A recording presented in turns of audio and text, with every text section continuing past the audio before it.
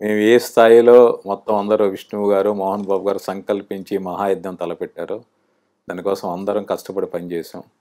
డెఫినెట్‌గా మా కష్టం ఆడియన్స్‌కి నచ్చుతుందని. ఈ సినిమా ఒక పుక్కిటి పురాణం కాదు, నిజంగా జరిగిన ఒక చరిత్ర. సో, ఈ చారిత్రాత్మక చిత్రం ఖచ్చితంగా చరిత్రలో నిలిచిపోయే గొప్ప సినిమా అవుతుందని, అవ్వాలని మేమందరం కోరుకుంటున్నాం. సార్ ఇప్పుడు మీ కెరీర్ చూసుకున్నట్టయితే 2010 మీ కెరీర్ పీక్స్. అవును. తర్వాత 2015 తర్వాత కూడా కాస్త బిజీ అయ్యారు. అయితే ఈ తరువాత కాలంలో ఇప్పుడు మీరు ఈ కన్నప్ప ప్రాజెక్ట్‌లోకి రావడం ఎలా జరిగింది? మిమ్మల్ని ఎవరు అప్రోచ్ అయ్యారు? ఈ ప్రాసెస్ ఎలా జరిగింది? అంటే మీరన్నట్టు నేను 2015 వరకు నా సినిమాలవి రిలీజ్ అయ్యాయి. 2017, 18లో ఏంటంటే నా వర్కింగ్ స్టైల్‌లో నా ప్లాన్ ఆఫ్ యాక్షన్ నేను మారుద్దాం అని డిసైడ్ అయ్యాను. నేను అంతవరకు రైటర్ కమ్ డైరెక్టర్స్‌తో ట్రావెల్ చేశాను. తెలుగు సినిమాలో గొప్ప డైరెక్టర్స్ అనుకునే గుణశేఖర్ గారు, పూరి జగన్నాథ్ గారు, హరీష్ శంకర్ గారు, మెహర్ రమేష్ గారు, యోగేష్ గారు, బొమ్మరిల్లు భాస్కర్ గారు, మేర్లపాక గాంధీ గారు, అలాగే మన బోయపాటి శ్రీను గారు, వీళ్ళందరూ డైరెక్టర్లు నేను ట్రావెల్ చేశాను.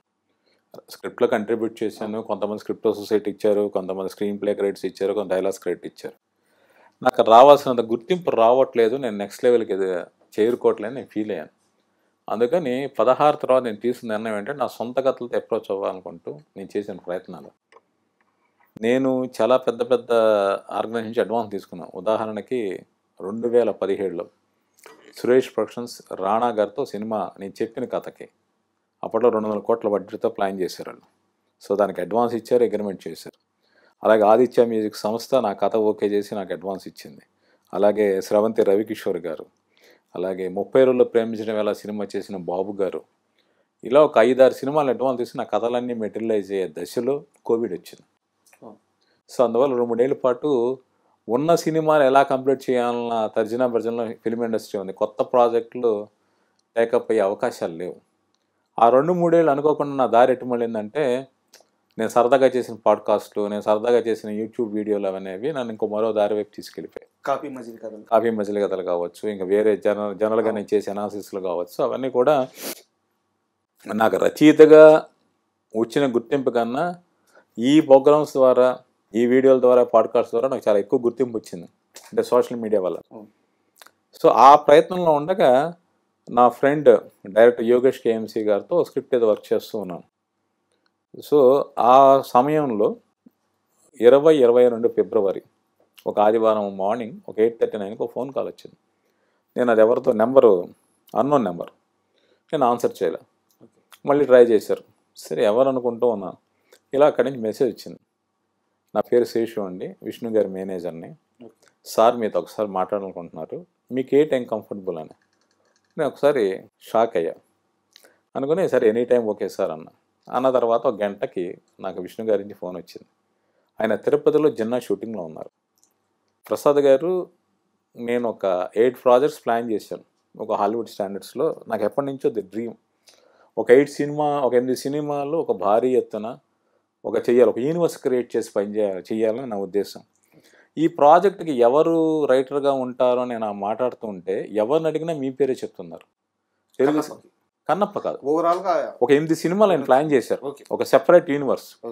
అవి రాబోతున్నాయి డెఫినెట్గా, అవి వేరే ఒక ఇంట్రెస్టింగ్ జోనర్. సో వాటి గురించి నేను ఎవరు ఈ సినిమాకి రాయదగ్గ రైటర్ అనుకుంటూ నేను చూసినప్పుడు ఎవరిని అడిగినా మీ పేరు చెప్తున్నారు, మీరు తప్ప ఈ సబ్జెక్ట్స్ తెలుగులో ఇంకెవరు రాయలేరు అంటున్నారు అన్నారు. మైథాలజీ టచ్ ఉంటుంది వాటికి, ఫ్యాంటసీ టచ్ అవన్నీ ఉంటాయి. సో ఒక అడ్వెంచరస్ టచ్ ఉంటుంది. సో అలాంటి నాకు ఆ జోనర్ చాలా పర్సనల్ కూడా ఇష్టం. సో మీరు తిరుపతి వస్తారా లేక హైదరాబాద్ వచ్చా కదా, మీ ఇష్టం సార్ అన్న తర్వాత ఆయన జిన్నా షూటింగ్లో ఉన్నారు. ఒక నెల 2 నెలల తర్వాత ఆయన ఆఫీస్కి పిలిచారు.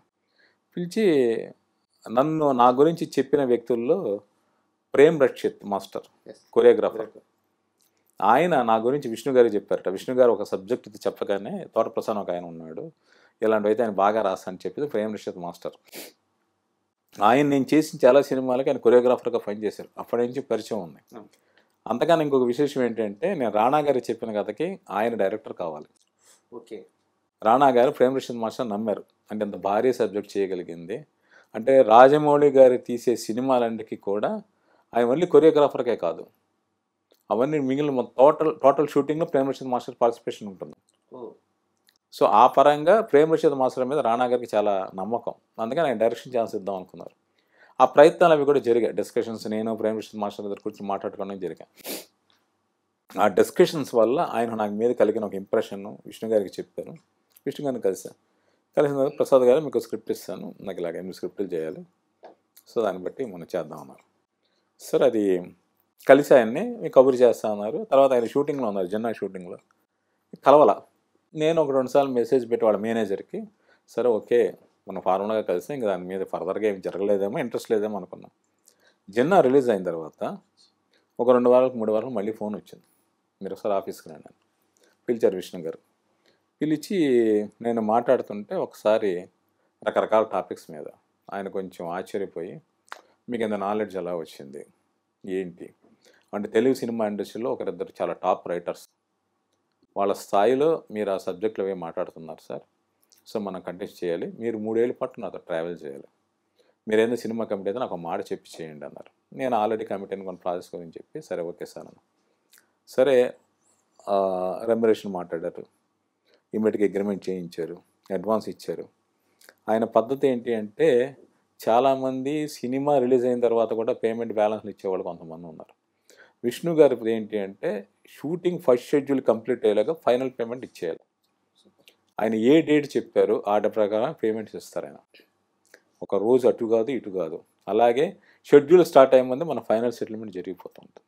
సో అయిన తర్వాత ఒక స్క్రిప్ట్ చేశాను నేను. చేసిన తర్వాత ఆ 8 ప్రాజెక్టులో సెకండ్ ప్రాజెక్ట్ ముందు నేను రాశాను. రాసిన తర్వాత ఆయనకు బాగా నచ్చింది. నచ్చి ఫస్ట్ పార్ట్ కూడా చెప్పారు. ఫస్ట్ పార్ట్ కూడా వర్క్ చేస్తున్నాం. ఆ వర్క్ చేస్తున్నప్పుడు కన్నప్ప సినిమా ప్యారలర్గా ఆయన ఎప్పటి నుంచి చేయాలనుకుంటున్నారు, ప్యారలర్గా దాని మీద వర్క్ జరుగుతూ ఉంది.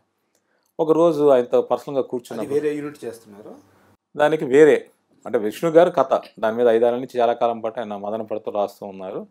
వేరే ఒక డైలాగ్ రైటర్ ఉన్నారు, ఆయన రాయడం అవన్నీ జరుగుతూ ఉన్నాయి. రాస్తున్నప్పుడు ఒకరోజు ఎప్పుడో నేను విష్ణు గారితో కూర్చున్నప్పుడు కన్నప్ప గురించి నా ఐడియాస్ కొన్ని షేర్ చేసుకున్నాను, నాకు తెలిసిన విషయాలన్నీ. అంటే మీకు దీని మీద బాగా నాలెడ్జ్ అని, నాకు ఇలాంటి సబ్జెక్ట్కి చాలా పర్సనల్ ఇంట్రెస్ట్ సార్, అవకాశం ఉంటే నేను కంట్రిబ్యూట్ చేస్తాను. సరే ఓకే అన్నారు.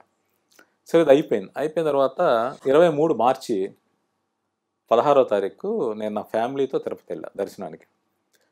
15వ తారీఖు తిరుమల దర్శనం అయింది. 16వ తారీఖు శ్రీకాళహస్తి ఫ్యామిలీకి వెళ్ళడానికి నేను ప్లాన్ చేసుకున్నాను. ఇలాగ విష్ణు గారి నుంచి కబురు, నేను యూనివర్సిటీలో ఉన్నా మీరు రండి అని. సో నేను శ్రీకాళహస్తి టెంపుల్కి వెళ్ళబోతూ కూడా ఇంకా ఆగిపోయాను. ఫ్యామిలీని పంపించి నేను విష్ణు గారి దగ్గరికి వెళ్ళాను. ఆ రోజు మీటింగ్ మార్నింగ్ జరగాల్సిన మధ్యాహ్నంకి వెళ్ళింది. నేను చాలా బాధపడ్డా, ఏంటి ఎంత దూరం వచ్చి ఫ్యామిలీతో శ్రీకాళహస్తీశ్వరుడి దర్శనం చేసుకోవడం ఏంటి, సరే మనకు వర్క్ ఇంపార్టెంట్ అనుకుంటూ ఉన్నాను. మేము మాట్లాడుకున్న తర్వాత 8 ప్రాజెక్టులు దాని గురించి మాట్లాడిన తర్వాత ఒకసారి అయ్యవారు మిమ్మల్ని రమ్మన్నారు అని అంటే, అయ్యవారు అంటే మోహన్ బాబు గారు, ఆయన యూనివర్సిటీ ఛాన్సలర్ కదా, పిల్లలందరూ కూడా అయ్యవారు అని గౌరవ సూచంగా మాస్టర్ అని పిలిస్తే అలా పిలుస్తారు. సో విష్ణు గారు తన కారులో యూనివర్సిటీ నుంచి మోహన్ బాబు గారి ఇంటికి తీసుకెళ్ళారు. ఆయన పిలిచి, ప్రసాద్ గారు మీ గురించి నేను చాలా విన్నాను, సో మీరు కన్నప్ప రాయండి అని అడిగారు. ఇది మార్చి 16, 2023 జరిగింది. నేను శ్రీకాళహస్తీశ్వరుడు దర్శనం నాకు లభించలేదు, కానీ కన్నప్ప అనే శ్రీకాళహస్తి చరిత్ర ఏది ఉందో అది రాసే అవకాశం నాకు దొరికింది. ఒక క్షణం ఆనందపడ్డా. అది ఈరోజు పూర్తయింది. 2025 మహాశివరాత్రి రోజు అదే మోహన్ బాబు గారు, అదే విష్ణు గారు వాళ్ళ యూనిట్తో పాటు నేను ఒక యూనిట్ మెంబర్ని దగ్గరుండి తీసుకెళ్లి మహాశివరాత్రి రోజు శ్రీకాళహస్తి దర్శనం, జ్ఞానప్రసూనాంబికాదేవి దర్శనం చేయించారు.